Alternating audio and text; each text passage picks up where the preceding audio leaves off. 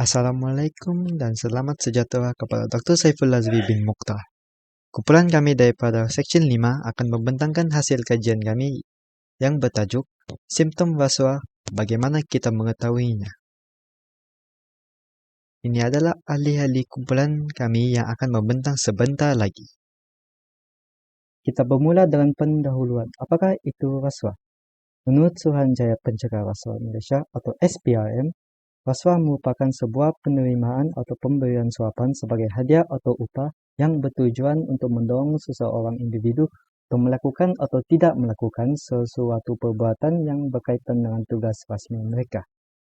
Oleh itu, kita boleh mengetahui bahawa simptom rasuah bermaksud tanda awal seorang terlibat dengan perbuatan rasuah sama ada dia menerimanya atau memberikannya. Rasuah boleh wujud dalam beberapa bentuk, sama ada bentuk wang, bentuk hadiah seperti barangan mewah macam kereta, bentuk jawatan seperti kenaikan pangkat, dan akhir sekali bentuk perkhidmatan seperti kelulusan projek ataupun perkhidmatan seks. Rasuah ini merupakan isu yang serius dalam Malaysia kerana kes rasuah yang semakin meningkat dari tahun ke tahun. Seperti contoh pada tahun 2023, kes pelaporan rasuah adalah sebanyak 1,026 kes yang lalu meningkat kepada 1,163 kes pada tahun 2024 yang dikatakan oleh laporan tahunan SPRM 2024. Rasuah juga memberi kesan drastik kepada sistem politik, ekonomi, dan sosial sesebuah negara atau negeri. Oleh itu, pentingnya kita perlu mengetahui simptom-simptom rasuah agar kita dapat mencegahkannya. Assalamualaikum dan salam sejahtera. Nama saya Muhammad Salmin bin Laksmi, berasal dari Fakulti Sains Makanan dan Pemakanan. Pada hari ini, saya akan membentangkan tajuk saya yaitu mengubah atau memalsukan dokumen menjadi salah satu simptom-simptom rasuah. Kenapa perbuatan ini menjadi salah satu simptom rasuah?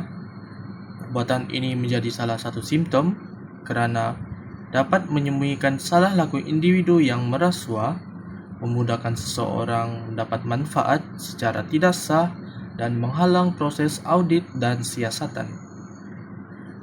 Antaranya, dengan mengubah dokumen seseorang, individu dapat menyembunyikan salah laku mereka agar dapat mengaburi atau memadam jejak salah laku mereka. Sebagai contoh, memberikan suapan kepada pihak yang mengurus dokumen salah laku agar dapat mengelakkan diri daripada terkena hukuman dan tindakan salah laku. Selain itu, dengan mengubah dokumen juga dapat memudahkan seseorang mendapatkan manfaat atau peluang secara tidak sah. Sebagai contoh, seseorang mendapat pekerjaan tanpa melalui temu duga atau prosedur pengambilan pekerja kerana telah memberikan rasuah kepada orang dalam agar dirinya dapat diterima masuk secara terus dalam pekerjaan tanpa mengikuti syarat-syarat tertentu. Perbuatan tersebut juga dapat menutup peluang kepada orang yang lebih layak. Akhir sekali, ialah mengubah atau memalsukan dokumen dapat menghalang proses audit dan siasatan. Seseorang individu dapat mengubah atau memalsukan dokumen selepas memberikan rasuah kepada pihak yang menguruskan dokumen penting sehingga pihak audit dan siasatan pihak berkuasa tidak menemui sebarang kesalahan yang jelas.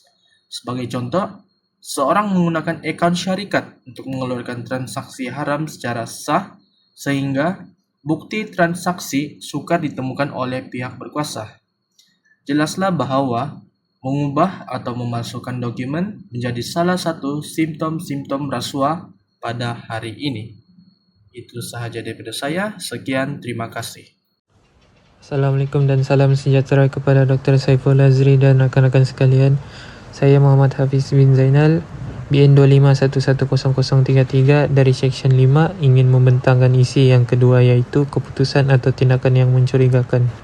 Keputusan yang tidak mengikut prosedur dan perubahan keputusan secara tiba-tiba biasanya boleh dikaitkan dengan simptom rasuah kerana keputusan yang dibuat tidak konsisten dengan peraturan yang di mana sudah jelas menyatakan bahawa keputusan dibuat melalui prosedur untuk mendapatkan sesuatu kelulusan daripada mana-mana pihak.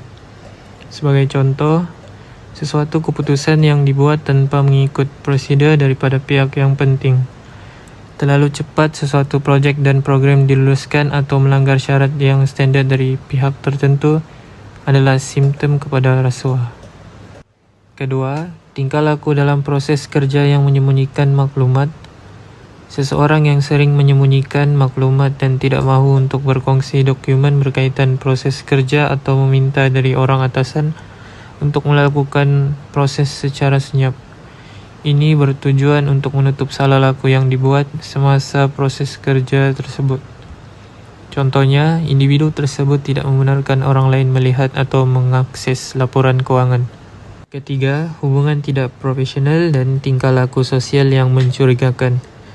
Simptom rasuah juga sering dikaitkan dengan keputusan yang tidak logik atau tidak masuk akal.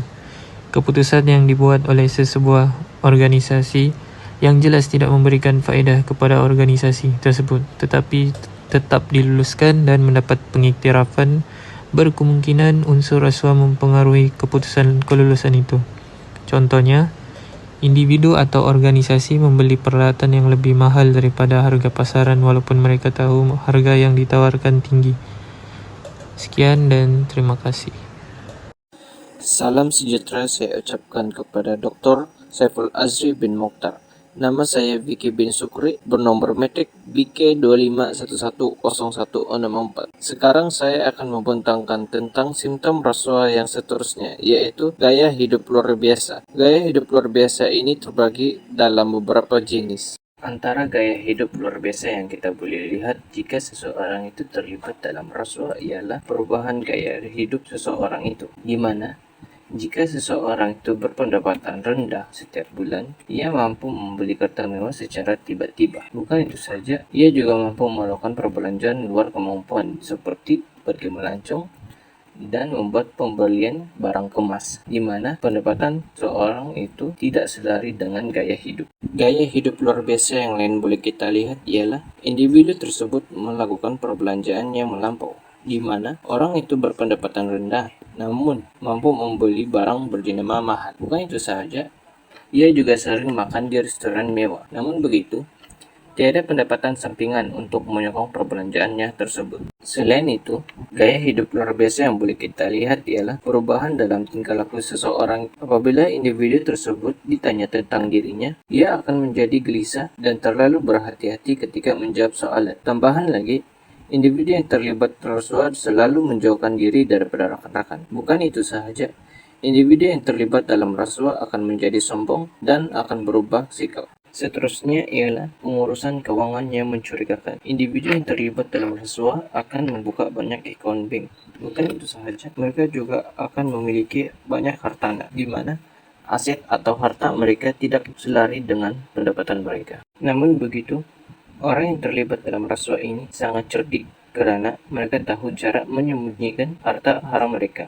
Antaranya ialah mereka akan menggunakan perantara atau ejen untuk mengurus keuangan mereka. Selain itu, ada beberapa orang akan menyimpan uang di akun luar negara. Hal ini bertujuan mengelak daripada mereka dikesan pihak berkuasa.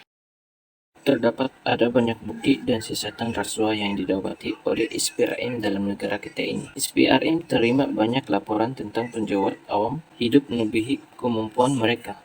Contoh kes rasuah yang berlaku dalam negara kita ini ialah pegawai kerajaan memiliki uang tunai dan aset tidak selaras dengan pendapatannya. Jadi, sangat jelas gaya hidup luar biasa merupakan petunjuk awal individu tersebut terlibat dalam rasuah dan ianya perlu disiasat lebih awal. Simptom yang seterusnya ialah perubahan sikap dan integriti. Rasuah bukanlah sesuatu yang berlaku secara tiba-tiba. Ia biasanya bermula dengan tanda-tanda awal yang sering dipandang ringan. Simptom-simptom inilah yang penting untuk kita kenal pasti sebelum rasuah menjadi lebih serius dan merosakkan organisasi serta masyarakat. Antara perubahan pertama yang sering dilihat ialah perubahan sikap dan kemerosotan integriti.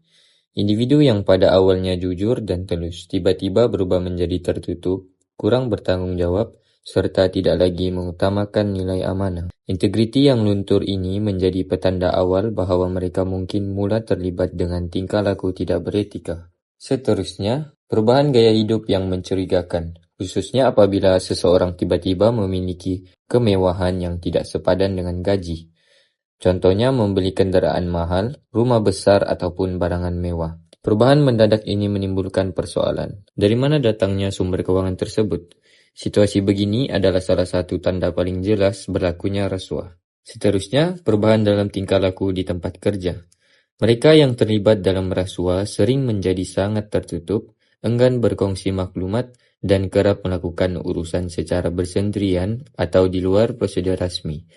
Mereka juga biasanya mudah defensif apabila ditanya tentang tugasan, seolah-olah cuba menyembunyikan sesuatu. Simptom lain yang perlu diberi perhatian ialah keputusan yang berat sebelah atau dibuat untuk kepentingan pribadi. Contohnya meluluskan proyek tanpa ketulusan, memanipulasi dokumen, atau memberi layanan istimewa kepada pihak tertentu. Tindakan begini jelas menunjukkan integriti yang telah pun merosot. Jika simptom ini dibiarkan, ia bukan hanya menjejaskan individu, tetapi boleh merosakkan budaya organisasi.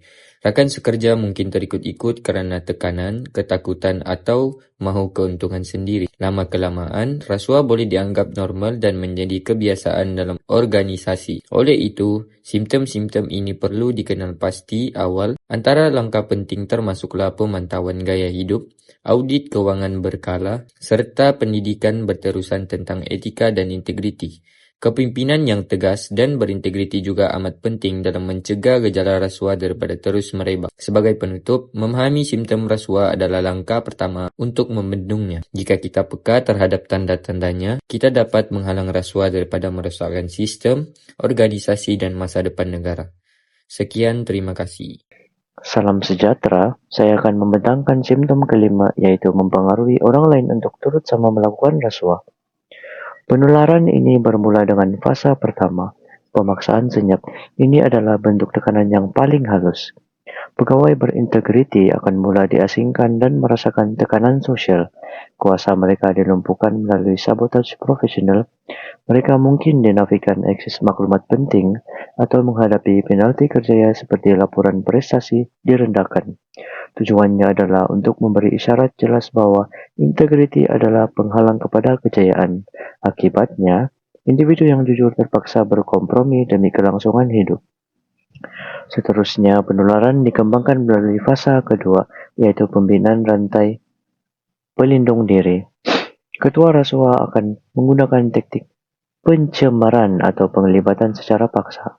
Contohnya, meminta pegawai bawahan memproses urusan meragukan.